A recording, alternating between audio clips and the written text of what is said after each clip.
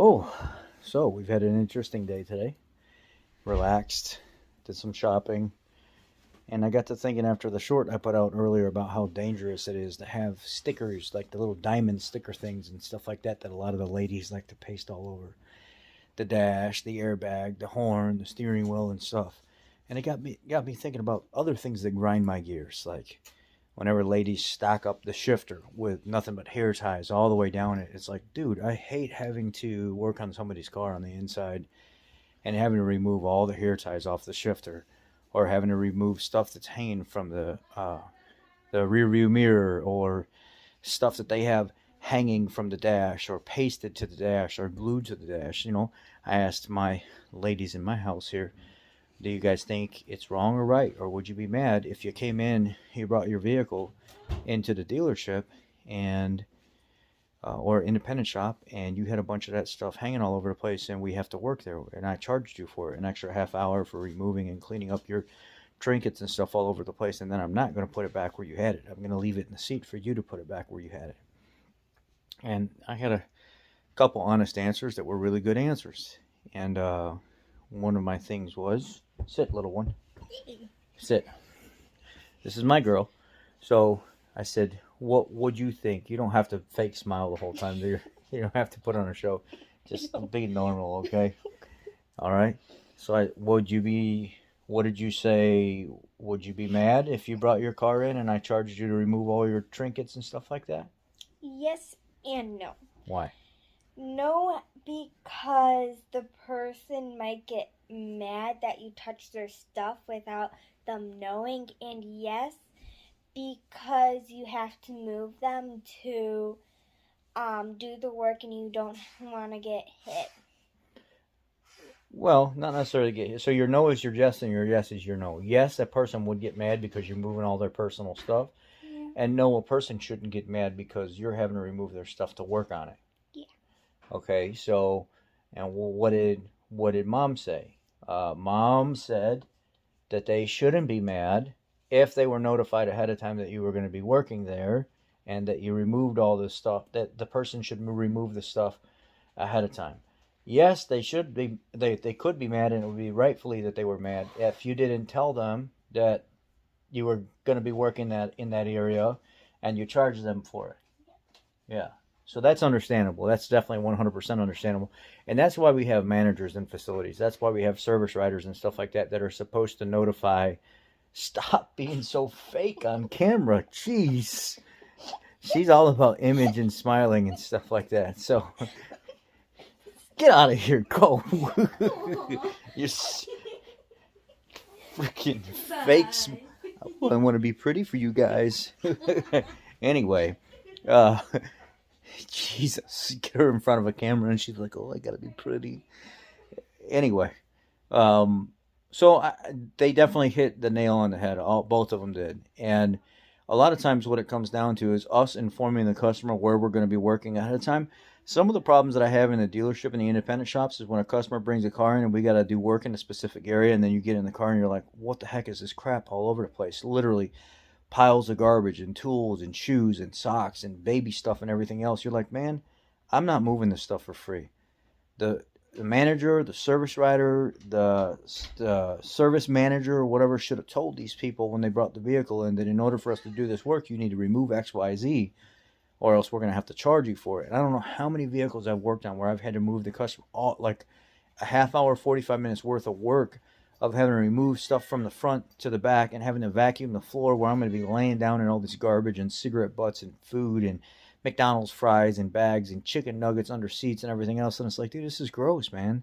I shouldn't have to move your socks and your underwear and your dildos and everything else that, like, literally in these vehicles. So it's like people's personal items and stuff like, yes, true story. Yes, you did hear that correctly. Move all this stuff to get work done. And then we have to charge you for it. Had the people set up front what was going on, which I did have a situation like that where I had to do a Takata airbag recall, and the service writer did not tell the customer ahead of time what was expected, and I had to remove all of their stuff. And there was a lady bringing in her husband's vehicle. It was like on a 12 Fusion, and when I was done, I had everything sitting in the back seat, and I said, ma'am, I really apologize. I got the work done for you, but there was a lot of dog hair. There was a lot of garbage and stuff in here, and I took all the stuff that was in the front, and I laid it in the back seat. I threw away all the garbage that looked like it was garbage, and I vacuumed up all the dog hair and stuff out of it because I just cannot work in that. And she said, "Oh my God, I did not know you were going to have to go through all that to get this done. I didn't know you were going to have to pull the dash out and work and all the personal stuff that was in there. I thought it was just going to be like you sit in the seat and remove something to get to the airbag and put a new airbag in. Had your service writer told me ahead of time, I would have went home and gave it back to my husband and said, you clean all this crap up before I take it in, and made him do all that, because she said, my car is not like this. And normally it is the ladies' cars that are the trashiest, dirtiest vehicles that come into the dealership. 99.9% of the time, every single time it comes in there and it looks like that, like a garbage pit inside, and there's stuff all over the place and food and all this. Sorry to say, most of the time it's a lady's car. This particular time, it was not. It was her husband's car, and you could tell it was by the work boots and the stuff that was in it, and big heavy tools and stuff, because he's some kind of contractor and he uses that car to go back and forth between job sites.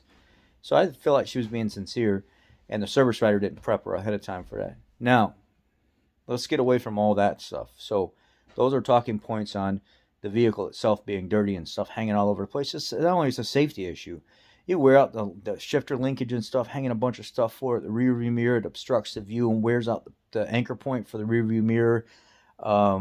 Stuff gets stuck down inside that shifter, and then all of a sudden it causes it not want to go back into park right. And accessories and big heavy keychains. I'm guilty of that myself, like this.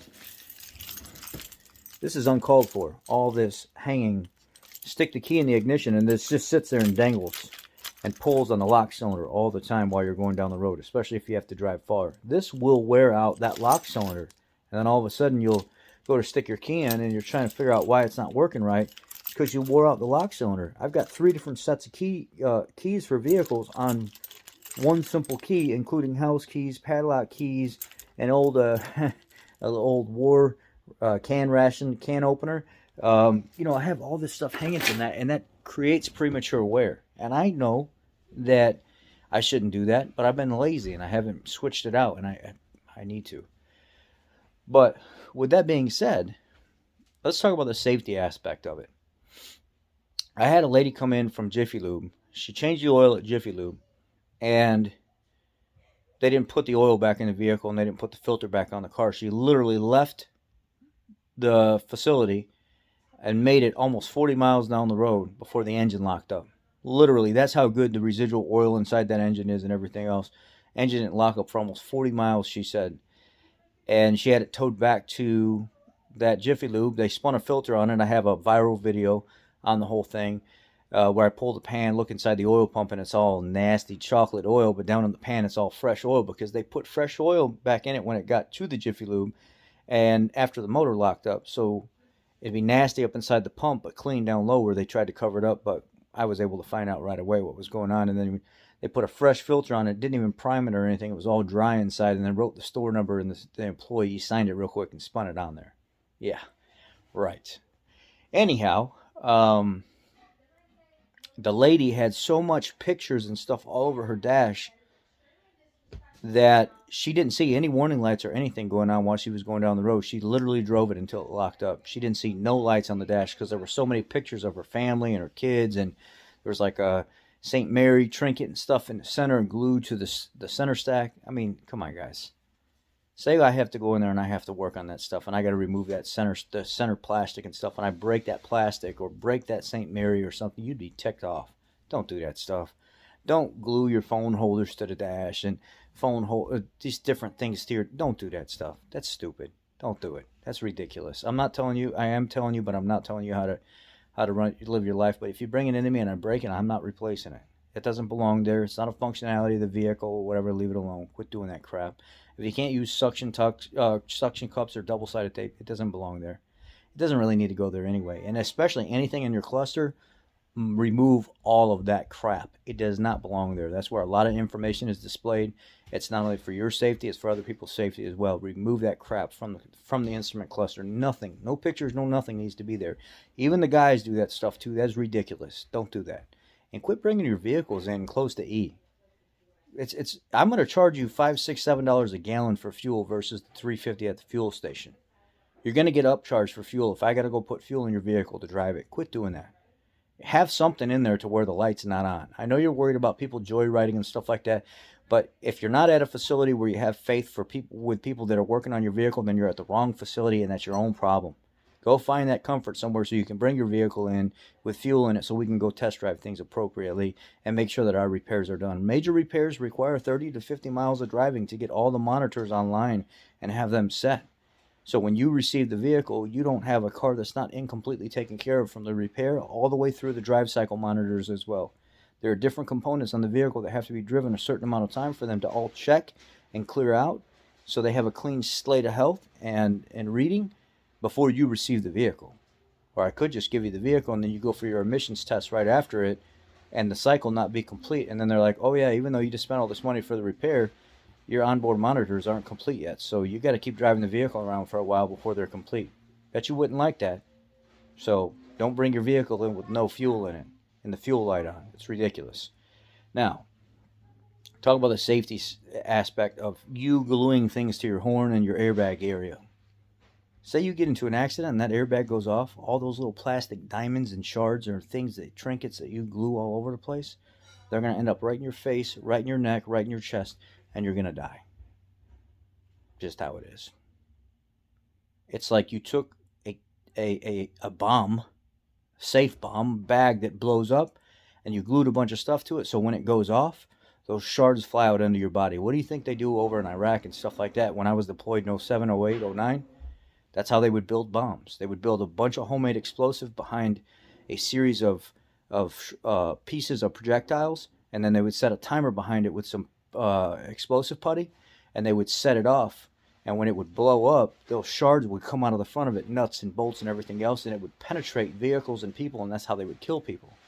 What do you think you're doing to your airbag when you do that, or your dash and stuff when you do that? You're creating a bomb that when it goes off, those pieces are literally going to go through your body. They're going to cut your eyeballs open. They're going to slice your neck open. They're going to penetrate your chest. They're going to leave you in a state to where you're going to bleed out before you even get help. You're going to lose your vision for the rest of your life, or you're going to have a tube down your throat or something like that, or some kind of artificial part, or missing your ear or something, because you chose fancy items and feeling good with all your diamond trinket stuff everywhere instead of the safety of your own being and children, not including that you could hurt other people in the vehicle as well when those components go off in an accident. Kind of a gruesome video, but it's a little taste of reality every one of you need to hear. This is just a general talk of what we see and think whenever you bring your car into a repair facility in one of these conditions. Please do better and make better choices, and don't take this as an insult. Take this as an educational video. Thank you. Be blessed and have a great evening.